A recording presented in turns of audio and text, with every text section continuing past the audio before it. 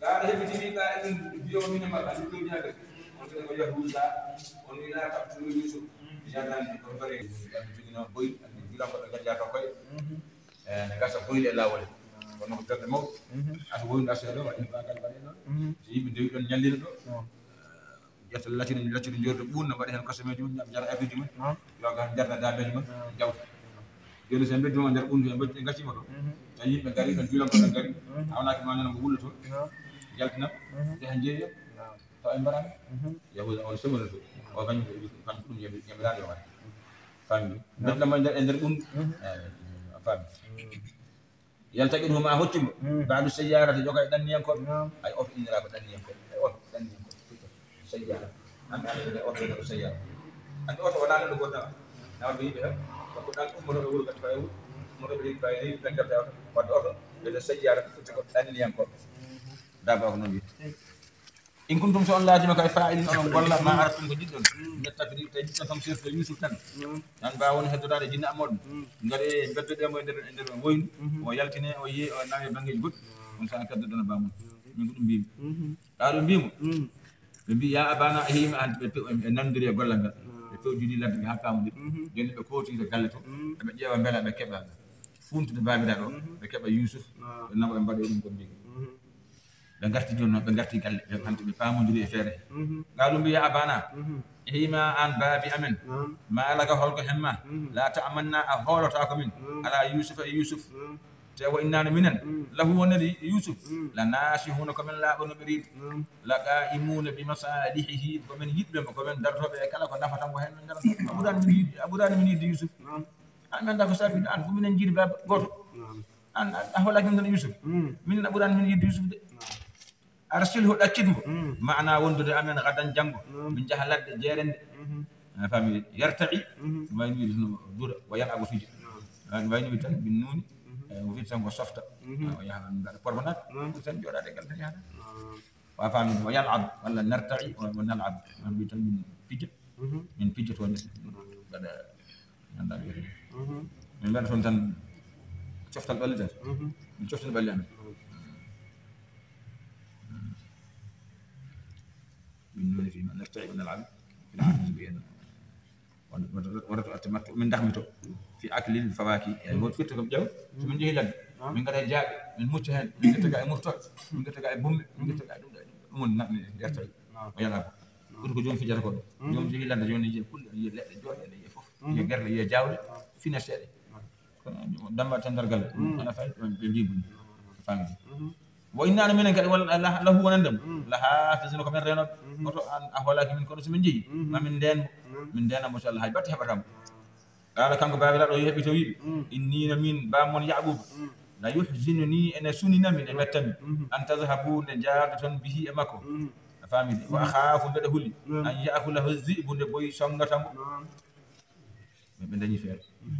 من دني فير أيكو هذا مش من دني فير مش يقولوا عليه دي كم بوي ندوون كذا حال وهن يبقى كسل دبارة كذا كسل وصل كمان مدي بدهولي هذا من بنسنا هذا من دوان قاعد في جهان أو كوتش جابول كم قاعد مرتاد بوي أرد كيف تما يا بنا نقول ما بوي ما بوي كم أفهمي دي بوي ليد ما عندنا ليد كيف نبوي شنقول وأنتم تأونون غافلون عنه تأكون من سندي بتأون تنان أي بابي هذا هو لكن كنا مسألة بس ويعني نانغون بارام ولا هذا بتاعون بيلس تنان كم بوي أرد شنقول نقول مثلا هذا يا دم قالوا بيم والله لين أكله الذئب وتيبوي نيامين ونحن من تامين أسبوع كمان دنتا إننا من عند إذا نصح خاصة تأكل من تلك من جاش وانشاء من كنت وانت سجى تعملي بوي من بيلس ولا بوي شنقول من يراجع من يعني من تاو بوي أداك من هذا من تاو من نفط فأرسله معهم أدت كذي بيجي كذي جاد يوسف فلما ذهبوا به قال من جاد يوسف عند اللد وأجمعوا ببلة بندند أن يجعلوه نبتهم في غيابات الجب عند النبريج وين أنا بيابون ففعلوا ذلك بأن نزعوا قميص من بعد كسب يقول وتأ بعد ضربه وإهانته تقل وت على بكويني في بها بند دول بدي سبردم وأدلوه في بجوتني وين فلما وصل إلى نصف البعد ألقوه ليموت فسقط في الماء يوم مكان في قبل بتلقى قبل ها وين هبها نقطة نقول بون جان يعني بدون جان الناس تبي ما وفي سنة كمان جاي سياسة هويتي كم كنا من دائما نايم ناوي عندها فتن كمان نقطة يعني بدون جان بون جان يعني كمان جان كمان كبر كمان فاهم وانا بويد ثم أوى إلى صخرة هاي الموت من عند الوين بسيرو يامنا ما رماي يو عارو باقي هاي وجنج هاي وقت كان يامنا ونين هاي الموت باقي هاي ما كان النبي يوسف بيسا وانتو جون فنادوه فأجابهم يظن رحمتهم يوسف وينام ندي مثلا نوتي والكون نوتي سبجيك ما بنجير ما بتشلنا قبل لسان ونقبل مش كنا كنا كنا ونقبل من بون كنا نام بنبرو ماي كونوتي كون موسي سن ساك ماي فهمت جون فأرادوا بموي ردخوا بسخرة فمنعهم يهوذا بالذي نغرجت الكاج المنغل تلي نغال جوهر ماكو لم تر يهوذا يلا لا امبتال خلينا نبدا نهار نان نمبري مكو بنا غاتي مر هاي لا جوهر مك اي اودو يهوذا وفولا متنو ناتي كودتا كون كم يا دانا يوسف ودي بينو كو كامbe heddibe ngada kaajal tan be beddo be mbar yalla dum jebani فهمت؟ مش إنه بكايت ولا الله وحينا من وحي إليه فإذا ما كان عند وين ده الله بعد ما كان وحي مساس أما يارد بيسافر جيجي دون سا أما يارد بيسافر جيجي ولا كمان بيسافر جيجي الله بعد ما كان وحي الله بيد الله بيد كان يوسف والله لا تنبي عنهم ما حبروا بده شغل هند بأمرهم في ما قال ما قالوا هذا قالوا بأمرهم هذا والله ما الله لا تمندوها مون الله ركوي ما لام مانغو كم غنا باسل مانغال تشادي مودي ngara jakta be kalta nabe ko banna ma ko ni kasanya ما يعني ما هل تبقى مدو ونين بكيس وهم كم لا يشرون تو كم تناني بشكل نك انا فلتك بوي تو انا ما يعني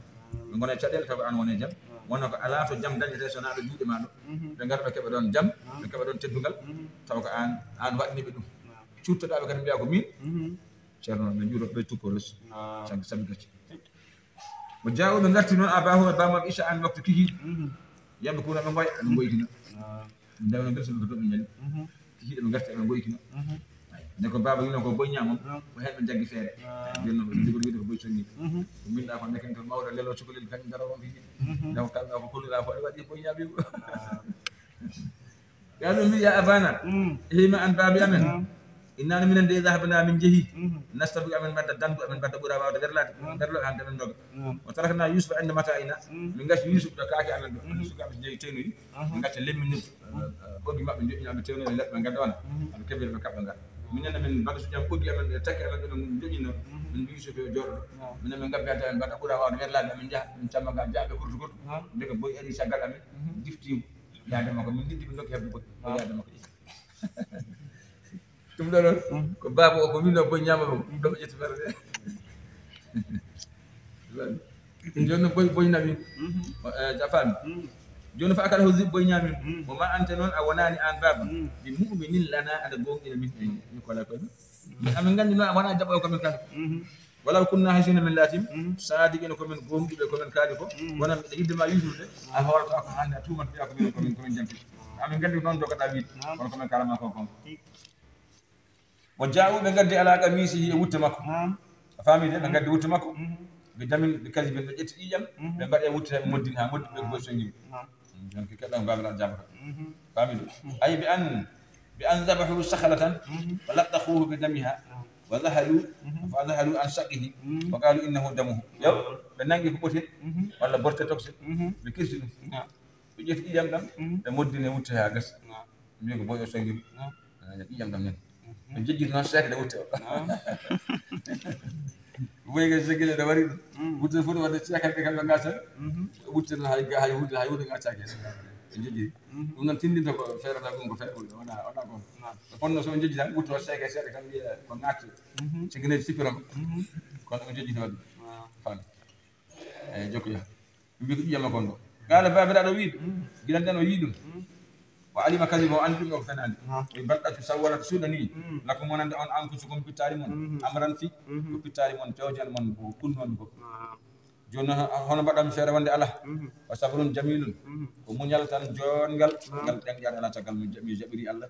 بلا ما كل الله والله الله المستعان كم كوني بلنا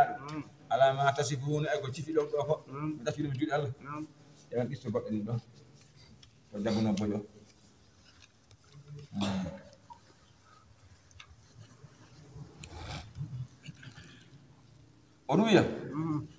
أروي هبرام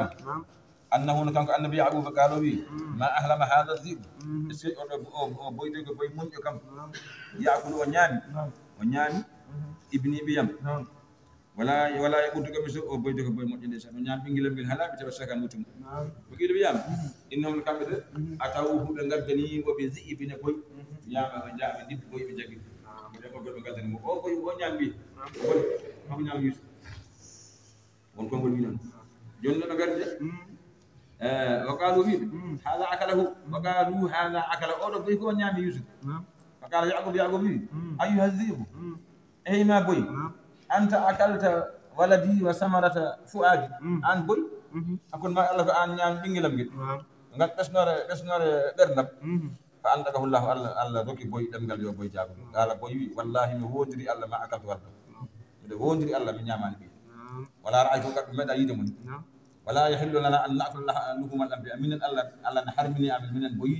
نيام بتبولي أنا باب أنا بوي يعني الله نحرمني أعمل نيام تيو أنا فقال له يعقوب فكيف وقعت بأرض كنعان بوي أنا قال أجل ليك نيجي كنعان بي وأنت جاي تقول بده أنكم إذا هنقدروا فقالوا جئت لصلة الرحم فأخذوني وأتوا بي إليك فأطلقه يعقوب ويجي نقومي لي جمال بورا كان أنا كوريجا بويجي قالوا تقول أنا ما فكروا أن مريم بقول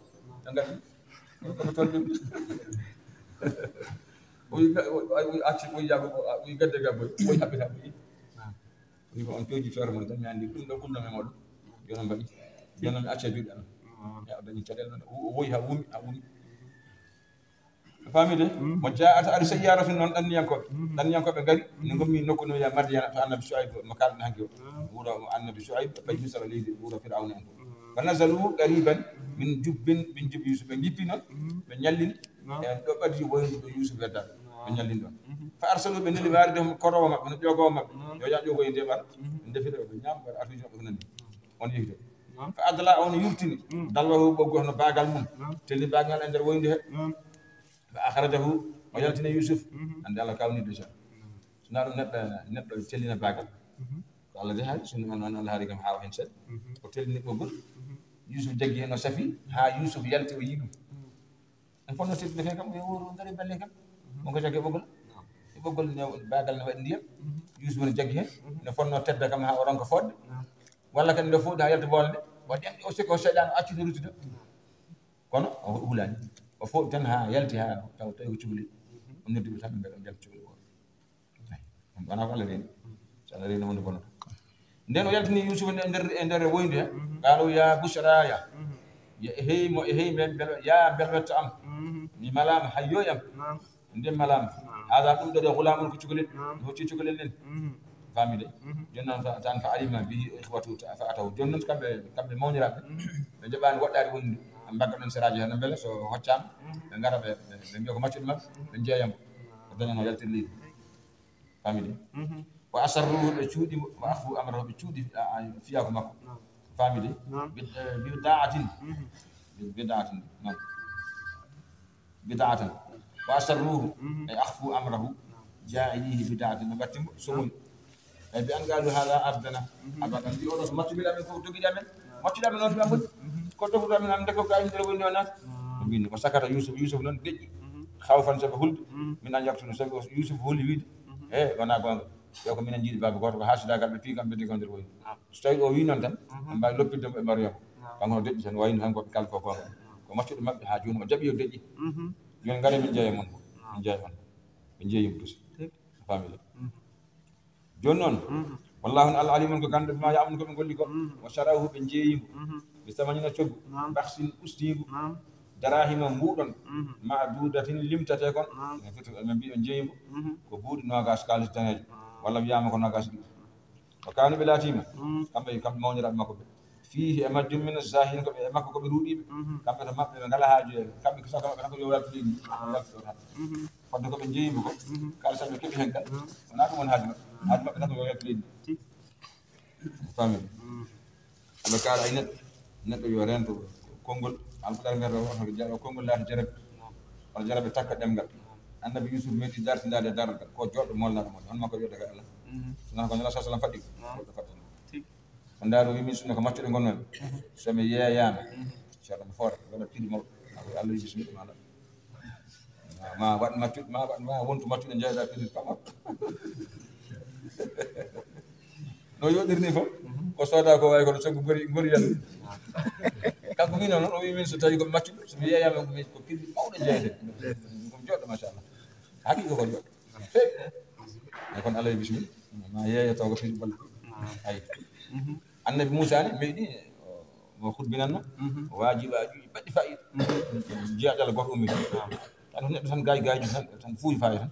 wi annabi Allah an kam hannde dow leydi an kam hol daɗɗo hannde on daɗɗoma hannde leydi o wiyama goto hannde Allah wi ha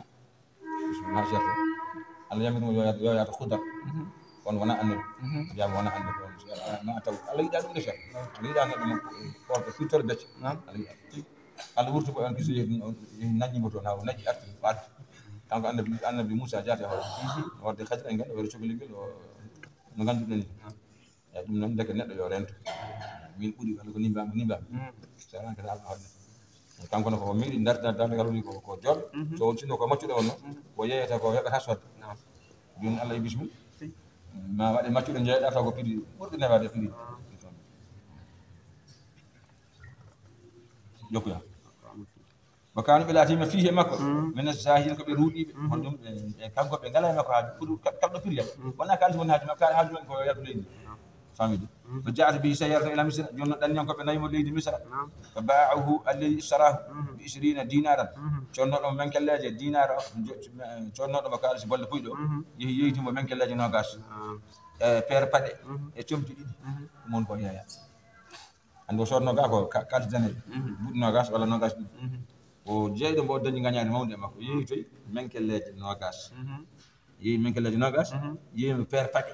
waddi hen comti ɗiɗi wa qala alladi sarahu heɓɓiti wi on cottuɗo mbo min misra to on wiyata Qitfir al Aziz on wayi kono oɗo sawade kono premier ministre lamɗo mawɗo cikku mum on sodi famille on ɗon heɓɓiti wimo o wiyani limata ati e joom suudu makko Zaliha wiyete o wi akrimi masawahu teddin oɗo gonga en coodimo ko sifi maccuɗo kono o jaggo ɗum so ɓiɗɗo ni o neɗɗo tedduɗo o teddinte batta makko hakkille tigui rigui cinno e makko no asayama an yanfa'ana daw nafata en aw nattakhidhu wala jogitan wala don ko ɓiɗɗo walla mbaɗen mo ko ɓiɗɗo tawde kanko gorko oɗo ko hasur noon mo wona neɗɗo mo jibinta no wona neɗɗo mo wona gorko to wona gorko ni mbiyata wona almudo fami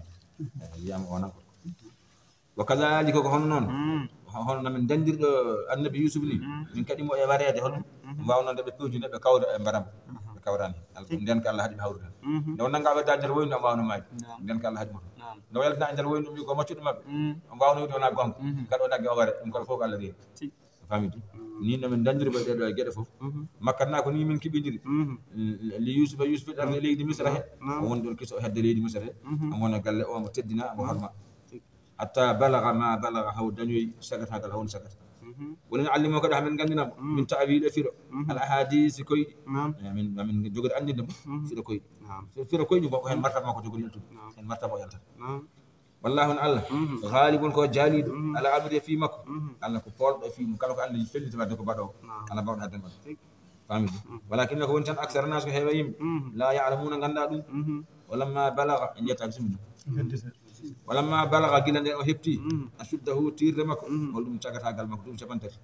neɗɗo dañi duuɓi capantati anti wayno timmini cagatagal makko ɗon haɗi joni noon mbo duuɓi sappo ne ɓeydo hen a dañi duuɓi capannayyi hannde ko dartitta ma dartiɗa dañi duuɓi capanɗe nayyi ɗon hanti haɗi capannayyi ɗe timmi hannde pour sogol monta ko ustad usugol non atinata ya fam ya wata fam o dañ du capan jeego dañ du capan jeego to gude capan jeego fay dow man ko makkan mo ci di ana yow ngu man ko jira dan famidi ci jono day dañ du capan fami atayna min gaddinimo حكما غندال وعلما فهم الشريعه في الدين بانغ الدين قبل ان يباس قادين دو نلته تاو تامين دوكي ما حكمه غان كرا لاغال مانغال دوكي ما كد فهم الدين في وكذلك هنني نمن جبري اودو يوسف ني نجزي كو ني من جبرت المحسنين مجين صدق الله العظيم بسم الله محمود هو سلمنا باب الثاني في آداب القراءة دمال إيد بيبل عند الدفتر tongor ne ko jeenay don de ayidi wala njidan kanyi jidi damal imman gal albab sani tongor ne ko jeenay ko albab sani fi adab al qira'ati damal jeena biwal ko needi jangde qala Allah ta'ala ala tawdo wi warattil al qur'an rewondir qur'an wa tartilan e dewondir ko tartil men tartil ko تثبت ولا تثبت في تلاوته وبين الكلمات والحروف مع التأني فكرة يا جنجين ليل أعوذ بالله من الشيطان الرجيم بسم الله الرحمن الرحيم الحمد لله رب العالمين الرحمن الرحيم ملك يوم الدين ون ترتيب يوم جنجر ني تاو هنياك مر تاو قال داسا انت كان اسغول بوتغول جنجي كان تاو كونغول فونغول ليل ليلو نانو فامو on Qur'an on don jambida so mo refa qara jangi bismillahir rahmanir rahim ko ngol sallallahu wal an jata ko mar an Anas bin Abraham ga Anas radiyallahu anhu annahu su'ila kayfa kanat qira'atu an-nabiy sallallahu alaihi wasallam فقال كانت مدا ثم قرأ بسم الله الرحمن الرحيم يمد ببسم الله ويمد بالرحمن ويمد بالرحيم رواه البخاري وابو داود habana maga Anas nongo ko sahabi yanki ko Madina je anira sallallahu alaihi wasallam ko Madina don taw jetta rokka nela sallallahu alaihi wasallam yimma ko jetti morki mo nela be gondi duubi sappo nela fo dirutade wadde Anas mon ko andene jonnon de nela yalti aduna wodi garbe nawi an kam nela hono jangiran wono namda annahu kanko Anas su'ila wa lamda ma kayfa kana qira'atu nabi annabi holno jangiran no fakalo wi kanko Anas kana latino man jangin makko maddan ko podgol o fodanno ثم رفع قرأ وجنgi بسم الله الرحمن الرحيم يمد أفودي ببسم الله أفودي ويمد كذا أفودي بالرحمن ويمد كذا أفودي بالرحيم رواه البخاري ومسلم وأبو داود عن أم سلمة رضي الله عنها قالت كان رسول الله صلى الله عليه وسلم يقطع قراءته يقول الحمد لله رب العالمين ثم يقف الرحمن الرحيم ثم يقف وكان يقرأها ملك يوم الدين رواه الترمذي Abraham ga Salama ko gomtu ko jomtude makko goto en rabbe Salama radiyallahu anha qala bi kanko nen Salama kana la tunama rasulullah sallallahu alaihi wasallam yuqaddi on taja qira'atu on jangin makko o tajanno wala daja jangar mo taja yaqulu biyanno alhamdulillahi rabbil alamin o daja tuma ref yaqi fo daro o ref yakadi arrahmanir rahim o daja ka daro ثم يقول التوبية مالك يوم الدين إياك نعبد وإياك نستعين نيو جنجرنا وكانوا لا تنام يقرأها أما جنجرنا مالك يوم الدين نعم سلامة من جنجر منين جنجر من مالك يوم الدين من جنجر مالك يوم الدين إذا أتسابي إن جيت لبه هن ديدو جنجر مالك يوم الدين تقول يا مالك يوم الدين راويه ناصر وإن الصلاة والسلام يقومبلا مالك يوم الدين نجاي بكون نعرف مالك يوم الدين نجي به هندي سامبيات مالك يوم الدين راويه الناصر فتكو حمزة دوم يرنا كسائي عاصم بن جنگata مالك هدي بكون جنگata مالك فتره ko lamdo nyalaw man jobdi on nyalaw yomal yamati kanko on nyande lamdo مالك non فتره ko jeydo nyalaw mo jobdi famidi ko ni نين سلمة حاله عن أبي موسى رضي الله عنه أن النبي صلى الله عليه وسلم قال له لو رأيتني وأنا أستمع لقراءتك البارحة لقد أوتيت مزمارا من مزامير آل داود رواه الشيخان والترمذي وي أن أبي موسى فرمك أبي موسى أو صحابي أبي موسى الأشعري رضي الله عنه ولد عنه من كما كان أبي موسى وي أن النبي صلى الله عليه وسلم قال له ويني مكانه أبي موسى النبي ندم بيمو law ra'aytani wallahi sinno a yinami wa annana min astami waɗi hettode qira'ati kan jangguin maɗa albadihata jamma beɗɗo ɗo hanki jamma ko jangata ko mbiɗa jooɗi tan heeɗi ma sa yino ɗum wallahi laqata wallahi uutita a addanama a rokkama mismaran cuurumbal min masamiri e cuurumbi ali dawud han koreji dawud da andi annabi dawud ko belnoɗo dande anni a rokkama sirdu e sirdi annabi dawud andanama ɗo wiɗi machallah abi moussa won to wiyata nelaɗo somi tinino a haalnonno kam kay miccina ɓe ɓeydo ñangue dande ha ɓeydo welta sigri miccina aɗa heeɗi fami tama cheikh عن عبد الله بن مغفل رضي الله عنه قال قرأ النبي صلى الله عليه وسلم عام الفتح في مسير له على راحلته سورة الفتح فرجع في قراءته قال معاوية لولا خوفي من اجتماع الناس علي لحكيت لكم قراءته حبرامك عبد الله بن مغفل رضي الله عنه قال قرأ النبي جنجين صلى الله عليه وسلم عام الفتح هتان فتح مكة هتان يمكن قوم مدينة من غير بكفت مكة أنا قلنا لك هوري ولا مكان وجلت مكة ومولي مدينة ودني تون دنتال مانغال بكبلي بنات مكة بكفت ورو ده هزان وان أم قلنا دنقل نلا سلام جنگ أم وقت دو دابا جنگ سورة الفاتحة نفتحنا وبني هندان ده بلغل مثلا واحد جون معاوية هو ابن أبي سفيان معاوية كان يمكو كينيكو أم جنگ بنو دب حبيبة غير كان كو يودو أما يهجد بيب أبي سفيان جون معاوية بي لولا خوفي سن ونانا هلدمي من اجتماع الناس عليه سنانا هلدم سمي أولي دان من لوتي دان يمن دوكان بي نلا دو ورتي غوري نلا دو ورتي والله من جانغال جون من الله حكايتو لكم قراءته بار مو جانغونو دون على نونن كما نيمتي andi en ɗon gonɗen joni jogui hande sukaɓe ɓaleɓe jol fuɓe haala pulaar mbawi janggude baruji arabe ɓe ha cikka kamɓe tan ha laaƴi daade belɗe celluɗe Muawiya wi kañum dan nelaɗo jangguno ɗon de ambo Allah ne wawnimo ɗum kono so jangi tan wuron ko toɓat dow makko wiye nelaɗo arti wonta saɗede Mamadou Sousa ɗum haɗum ha jangu te nelaɗo yalti aduna عن أبي هريرة رضي الله عنه عن النبي صلى الله عليه وسلم قال ما أذن الله لشيء ما أذن لنبي حسن الصوت يتغنى بالقرآن يجهر به رواه الثلاثة أبو هريرة رضي الله عنه النبي من صلى الله عليه وسلم الله يمراني hunde hono ko yamiri annabi e moƴƴingol sawtu yataganna mbo ene dortina walla yima bil qur'ani yajhadu bihi anna Allah yamiri ko heewi kono o yamirani annabi toujours wiya ɗum ko yo deftere tottande yo welnu hen dande janga ha sella welna dande nde yimɓe mbawa heɗade ɗum kapta ɗum tigi rigui asa teskima joni dande welna tigi rigui ene addana yimɓe softude e naade jangde waɗa wonde wasifa belɗo jaaduɗo ne addana fooɗe neɗɗo wonde tijani hen wasifa so metti tan waɓe no yalla lappoɓe gawɗo ɓe jaadina gawɗo lappere sono yaade joni aɗa wawi nadde lappere a tampata rip lawol gotol kono lap softa kono postala ko rip ɗum joni aɗa wawi nadde hen a jogoɗa softede oɗa kono lappa deke dande welnden neɗɗo belɗo dande jangguiɗo ɓuurani tan heɓa lawde biɗogaji mum ceerno haali wiyata ko jaa pellita janggoyde kono dande mettude rokkata neɗɗo courage yidde wawde janggoyde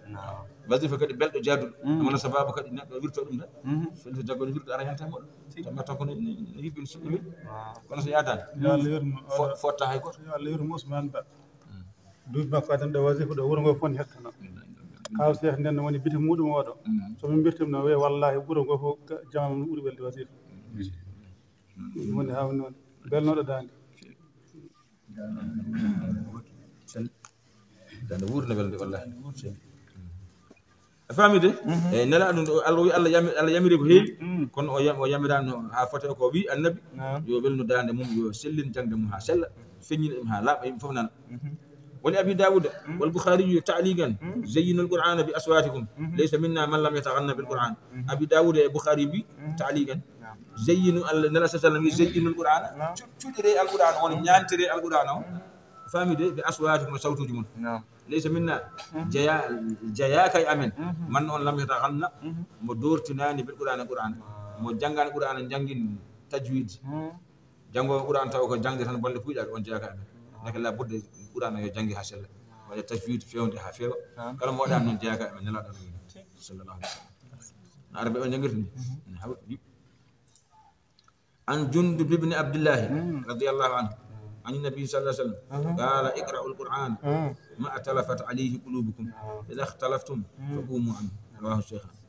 عن جندب بن عبد الله بيت الداني رضي الله عنه بأن النبي جنجي القرآن دون كبرت من كوري القرآن فإذا اختلفتم سن لوري سن فقوموا غمدي غوبي داتني جنجي هن هاكو يانت مباتي لورتي ان غوبي داتني. عن أبي سعيد رضي الله عنه عن النبي صلى الله عليه وسلم قال يخرج فيكم قوم تحقرون صلاتكم مع صلاتهم وصيامكم مع صيامهم وعملكم مع عملهم ويقرؤون القرآن لا يجاوز حناجرهم يمرقون من الدين كما يمرق السهم من الرمية ينظر في النسل فلا يرى شيئا وينظر في القدح فلا يرى شيئا وينظر في الريش فلا يرى